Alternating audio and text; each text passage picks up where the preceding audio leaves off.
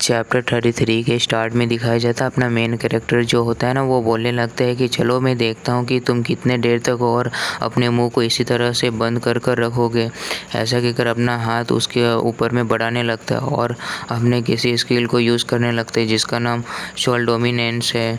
और उसके बाद में दिखाया जाता है उस बंदे के ऊपर में अपने मेन कैरेक्टर का ऑरा पूरी तरह से छा जाता है। और उसके बाद दिखाया जाता है और ये ओल्ड मैन होता है ना, डोंगफे फैमिली का ओल्ड मैन, वो बोलने लगता है कि आखिर ये बंदा आया कहाँ से है और ये इतना ज़्यादा पावरफुल कैसे हो सकता है। और बोलने लगते हैं कि ये मार्शल आर्ट्स का जो मास्टर है ना, ये जो ली चुआन, वो भी इसके सामने में पावरलेस लग रहा है और इसके सामने तो कोई भी बंदा टिक ही नहीं पा रहा है। इतना ज़्यादा कैसे पावरफुल कोई हो सकता है। और उसके बाद में दिखाया जाता है जो ओल्ड मैन सिया होता है ना, बोलने लगता है कि मास्टर चैंग आखिर क्या बात है, आप क्या खोज रहे हैं। तो अपना मेन कैरेक्टर उसकी ओर देखता है और उसके बाद में अपना मेन कैरेक्टर बोलने लगता है कि ये जो इस पर्सन को देखकर ऐसा लग रहा है कि ये पर्सन भी उसी उन लोगों में से कोई एक है जो मेरे फादर को उस दिन को हर्ट किया था। अपना मेन कैरेक्टर की इस बात को सुनकर जो ओल्ड मैन सिया होता है ना, वो बहुत ही ज़्यादा चौंक गया होता है और इस बंदे का तो पूरी तरह से हालत ही ख़राब हो चुका होता है। और ये ओल्ड मैन सिया बोलने लगता है कि मास्टर जैंग, मैंने पर्सनली बहुत सारी चीज़ों के बारे में मैंने खोजा है। इस यानजिंग के बारे में मैंने कुछ दिन पहले ही इन सभी चीज़ों के बारे में खोजा है। क्या आप चाहे तो मैं आपको बता सकता हूँ। और मैंने कुछ पीपल्स के बारे में भी मैंने पता किया है। ओल्ड मैन सिया बोलने लगते हैं कि मैंने कुछ पीपल को मतलब कि इन्वेस्टिगेट किया है, जिससे कि मुझे पता चला है कि तुम्हारा जो फादर है ना, वो रिलेटेड करता था सन जियांग और यानजिंग में। और उसके बाद ये सुनकर उसके बाद में अपना मेन कैरेक्टर बोलने लगता है कि फिर उसके बाद में ये जो ली शियाओजू का बारे में आपका क्या कहना है।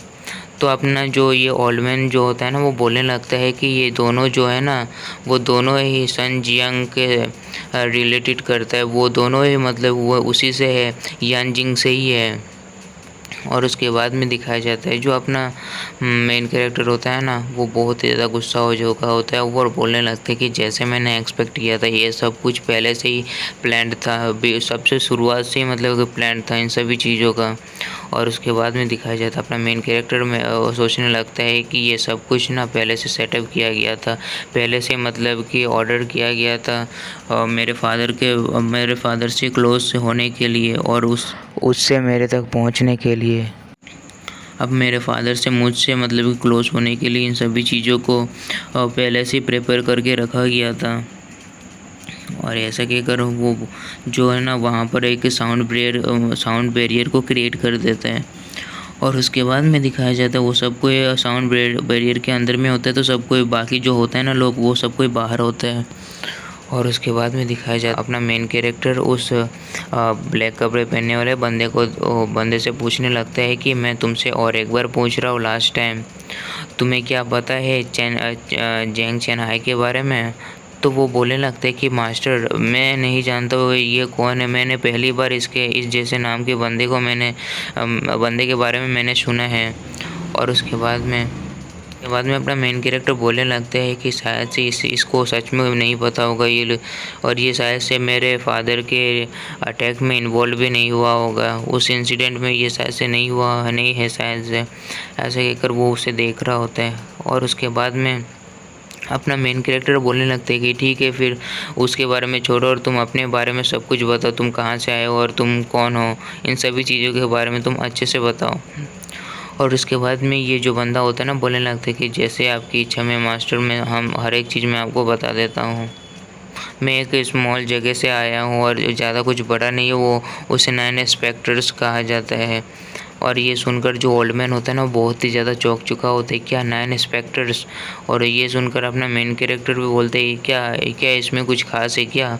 और इसके बाद में ये जो ओल्ड मैन होता है ना, बताने लगता है जो 9 स्पेक्टर्स है ना, वो एंशिएंट एसेसियन ऑर्गेनाइजेशन है। बहुत ही ज़्यादा 100 ऑफ ईयर्स का इन लोगों का हिस्ट्री है। इन लोगों का हिस्ट्री जो है ना, वो बहुत ही ज़्यादा ख़तरनाक है। और उसके बाद में दिखाया जाता है ओल्ड मैन सिया बताने लगता है कि ये जो 3rd सेंचुरी था ना, उसमें मतलब कि एक एरा था, उसी एरा में सबसे ज़्यादा ताकतवर मतलब कि स्पेक्टर्स था, 9 स्पेक्टर्स जो था ना, सबसे ज़्यादा ताकतवर था उस एरा में।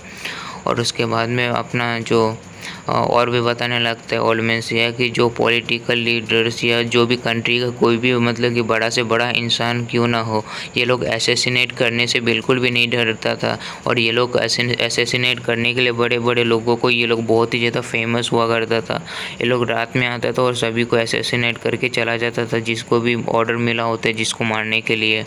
और बोलने लगता है कि इन लोगों मतलब उसके बाद में कहीं पर ये लोग मतलब कि एक जगह में सबको एक साथ गैदर हुआ था और ये लोग बहुत ही ज़्यादा पावरफुल था एंशिएंट टाइम से ये लोग। लेकिन एंड में जो है ना, ये लोग सबको एक जगह में गैदर हुआ था और उसके बाद में मार्शल आर्टिस्ट इन सभी का सभी कहाँ पर डिसअपियर हो गया था, कुछ बोल नहीं सकते इन लोगों के साथ में क्या हुआ था, कुछ किसी को भी कुछ पता नहीं है। उसके बाद में दिखाया जाता है जो बोलने लगता है कि उसके बाद में जो 9 इंस्पेक्टर्स जो ऑर्गेनाइजेशन है वो पूरी तरह से डिसअपियर हो गया था। और उसके बाद में अपना मेन कैरेक्टर बोलने लगता है कि चलो फिर तुम बताओ कि तुम्हारा हेडक्वार्टर्स कहाँ है जहाँ ये 9 इंस्पेक्टर्स ऑर्गेनाइजेशन है। और उसके बाद में अपना मेन कैरेक्टर बोलने लगता है कि और तुम बताओ कि मेरे फादर के ऊपर में तुम लोगों ने अटैक क्यों किया था। ऐसा कहकर उसके ऊपर में चिल्ला रहा होता है, लेकिन उस बंदे को कुछ अलग सा होने लगता है। उसका जो हालत है ना बहुत ही ज़्यादा ख़राब हो रहा होता है। और उसके बाद में दिखाया जाता है अपना मेन कैरेक्टर बोलने लगता है कि आखिर हो क्या रहा है, मेरा जो सोल डोमिनेंस जो टेक्निक है ना वो इसके ऊपर में काम क्यों नहीं कर रहा है। और ऐसे कहकर वो और भी ज़्यादा पावर को यूज़ करने लगता है उसके ऊपर में। और उसके बाद में दिखाया जाता है वो बंदा बहुत ही ज़ोर से चिल्लाने लगता है, उसे बहुत ही ज़्यादा दर्द हो रहा होता है। ये सब कुछ देखकर अपना मेन कैरेक्टर बोलने लगता है कि आखिर ये ली चुआन्स के माइंड में जो है ना किसी ने पहले से ही स्पेल को सेट करके रखा हुआ है, इसी वजह से इसके साथ ऐसा हो रहा है। और उस बंदे को दिखाया जाता है जिसके पूरा मतलब कि सर दर्द कर रहा होता है, वो अपने आप से बाहर चला गया होता है। और उसके बाद में अपना मेन कैरेक्टर बोलने लगता है कि इसमें कोई भी शक की बात नहीं है कि जो मेरा सोल डोमिनेंस जो टेक्निक है ना वो सडनली फेल हो गया काम करने से, मतलब काम नहीं कर रहा, फेल हो गया। और वो जो बंदा होता है ना बहुत ही ज़ोर से चिल्लाने लगता है, उसे बहुत ही दर्द हो रहा होता है। और उसके बाद में दिखाया जाता है वो बंदा बोलने लगता है कि तुम मुझे मत मारो, मैं मरना नहीं चाहता हूँ। ऐसा कहकर वो बहुत ही ज़ोर से चिल्ला रहा होता है, उसे बहुत ही दर्द हो रहा होता है। और उसके बाद में दिखाया जाता है अपना मेन कैरेक्टर बोलने लगता है कि ओल्ड मैन सिया उसे चेज़ करने का कोई ज़रूरत नहीं है, वो जो ब्लैक कपड़ा पहने वाला बंदा होता है ना वो वहाँ से भाग रहा होता है, तो इसीलिए ओल्ड मैन सिया उसे चेज़ कर रहा होता है। तो अपना मेन कैरेक्टर उसे रोक देता है। और उसके बाद में दिखाया जाता है वो बंदा वहाँ पर पागलों के जैसे हंसते हुए वहाँ से भाग रहा होता है, वो पूरी तरह से पागल हो चुका होता है उसी स्पेल की वजह से। और उसके बाद में अपना मेन कैरेक्टर बोलने लगता है कि उसने अपना जो माइंड है ना उसे लॉस्ट कर चुका है। और उसके बाद में जो होंग शुआन होता है ना बोलने लगते हैं कि मास्टर जेंग आपका बहुत बहुत शुक्रिया आज की हेल्प के लिए।